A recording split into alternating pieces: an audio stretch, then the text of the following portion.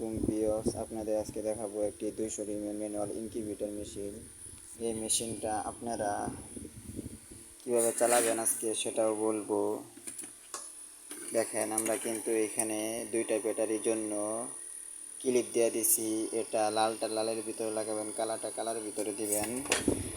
আর এখানে আপনারা পাবেন এরকম একটা টুপিন।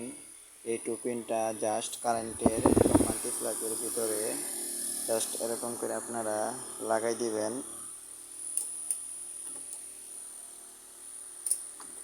দেখেন, লাগাই দিছি, অটোমেটিক কিন্তু সব চালু হয়ে গেল। আপনারা এই মেশিনটার ভিতরে নিচে দিতে পারবেন 100 পিস এবং উপরে দিতে পারবেন 100 পিস।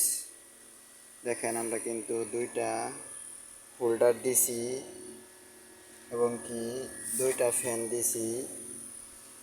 আবার আমরা কিন্তু এই পাশে কিন্তু এসির জন্য একটা কন্ট্রোলার ইউজ করছি এবং ডিসির জন্য একটা কন্ট্রোলার ইউজ করছি, যাতে আমাদের নতুন উদ্যোক্তারা একটা কন্ট্রোলার নষ্ট হলে আরেকটা কন্ট্রোলার যাতে ব্যাকআপ হিসেবে কাজ করতে পারে। তাহলে কিন্তু দেখেন, আমরা কিন্তু একটা ভালো মানের র্যাপ্টর ব্যবহার করছি।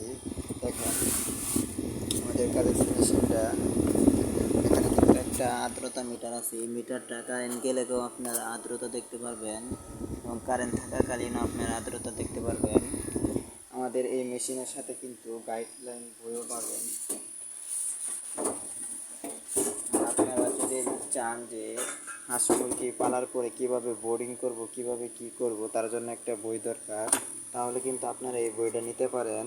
এই বইটার ভিতরে আপনারা দেখেন যে বিস্তারিত সূচিপত্রগুলো দেখেন আপনারা। এই বইটাও কিন্তু আপনারা নিতে পারেন। সবাইকে ধন্যবাদ। আসসালামু আলাইকুম।